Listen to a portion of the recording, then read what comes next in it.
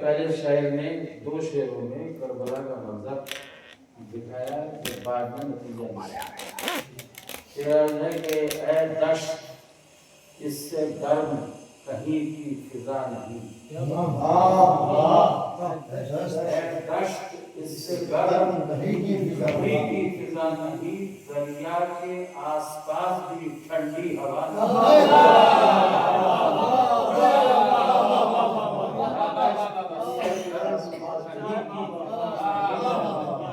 دریا کے آس پاس بھی ٹھنڈی ہوا، دریا ہے سرخ سرخ فضا سرخ ریگزار، دریا ہے سرخ سرخ فضا سرخ ریگزار، موسم وہ ہے کہ کوئی بھی پتا ہرا نہیں، موسم وہ ہے کہ کوئی بھی پتا ہرا نہیں۔ اب یہاں سے گریز کیا شاعر نے اور جہاں مطلب نکالا کہ دیکھیے حل یہ حاصل کلام سے ہے میرے خیال سے، حل من کی باز گشت میں بیتاب میتیں، حل من کی باز گشت میں بیتاب میتیں، حل من کی باز گشت میں بیتاب میتیں اعلان کر رہی ہے ارادہ ٹھکانا،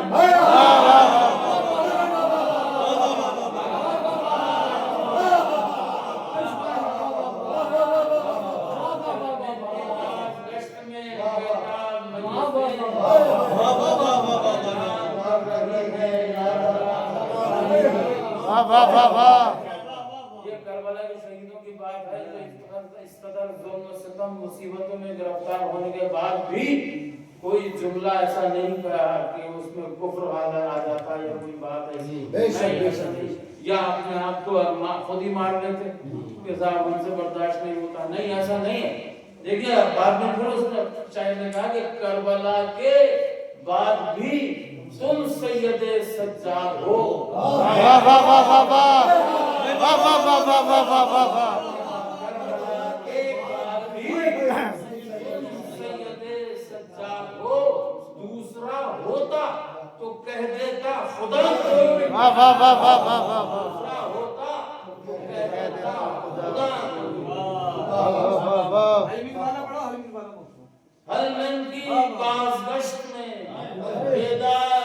بیتاب میتیں، واہ واہ واہ واہ واہ، حل من کی باز گشت میں بیتاب میتیں اعلان کر رہی ہے ارادہ ٹھکرانا، واہ واہ واہ واہ واہ واہ واہ واہ واہ واہ واہ۔ بس یہ تو آپ لوگوں کی مذاق کی بات تھی، میں جو بیان کرتا ہوں تھوڑی سی اور بیان کر کے ماشاءاللہ آگے دیکھیے آپ جب ہم مولانا موصوف سے سورہ جمعہ جب سنتے ہیں تو اس میں ایک آیت آتی ہے فَتَمَنَّ الْمَوْتَ إِن كُنتُمْ صَادِقِينَ، اگر تم اپنے دعوے میں سچے ہو تو ذرا موت کی تمنا کرو، فَتَمَنَّ الْمَوْتَ إِن كُنتُمْ صَادِقِينَ، اگر تم اپنے دعوے میں سچے ہو تو ذرا موت کی تمنا کرو۔ تو میں نے اپنے والد سے پوچھا حضور کہ آپ تو یہ فرماتے ہیں کہ قرآن یہ کہتا ہے یا اسلام یہ کہتا ہے کہ تمنائے موت مت کرو، موت کو یاد رکھو لیکن موت کی تمنا مت کرو، کہ موت آ جائے جیسے کہہ دیتے ہیں پریشان میں اللہ ہمیں موت دے دے، نہیں ایسا نہیں، یہ جملہ نہیں کہنا چاہیے، تمنائے موت مت کرو موت کو یاد رکھو۔ تو میں نے کہا یہ تو قرآن کہہ رہا ہے فَتَمَنَّ الْمَوْتَ إِن كُنتُمْ صَادِقِينَ، اگر تم اپنے دعوے میں سچے ہو تو موت کی تمنا کرو۔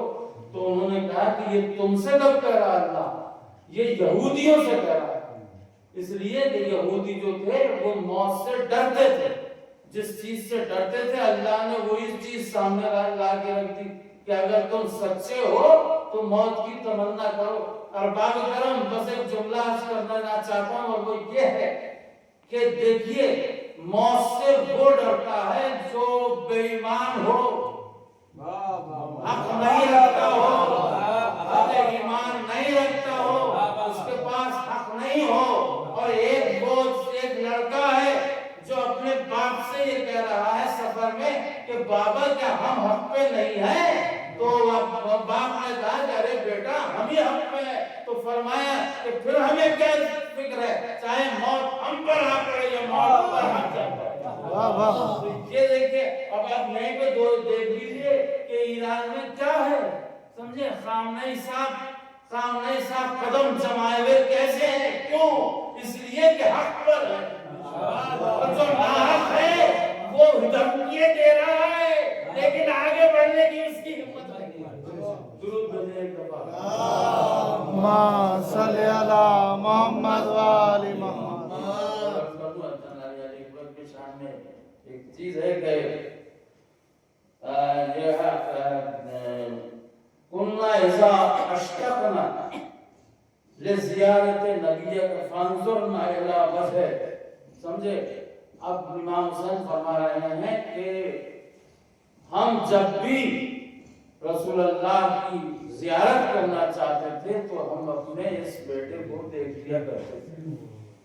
سمجھے؟ اس بیٹے کو دیکھ لیا کرتے تھے. اس کا مطلب یہ ہوا کہ جناب علی اکبر جو ہیں وہ شبیہ رسول ہیں، اور امام حسین کہہ رہے ہیں کہ جب بھی اگر رسول کو دیکھنا چاہتے تھے تو اپنے اس بیٹے کو دیکھ لیا کرتے تھے. اس کا مطلب یہ ہوا کہ شبیہ کو دیکھنا بدعت یا شرک نہیں ہے.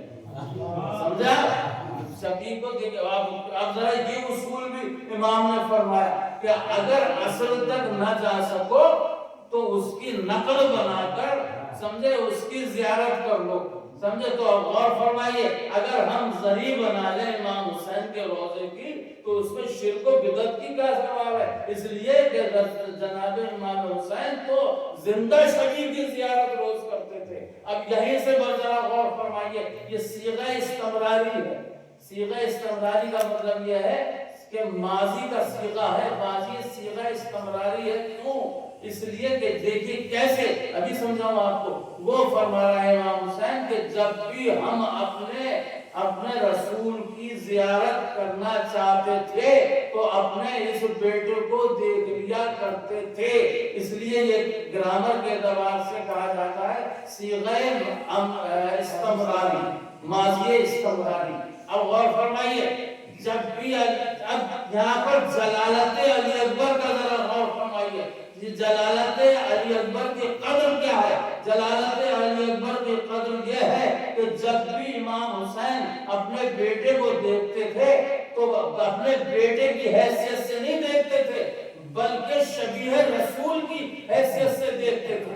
اور کربلا کے میدان میں جب علی اکبر جا رہے تھے تو امام حسین نے کہا ذرا بیٹے مڑ مڑ کر دیکھتے رہنا، مجھے مڑ مڑ کر دیکھتے رہنا. اب میری سمجھ میں نہیں آتا کہ یہ باپ کی بیٹے کی محبت تھی یا اپنے رسول کی، شبیہ رسول کی عزت.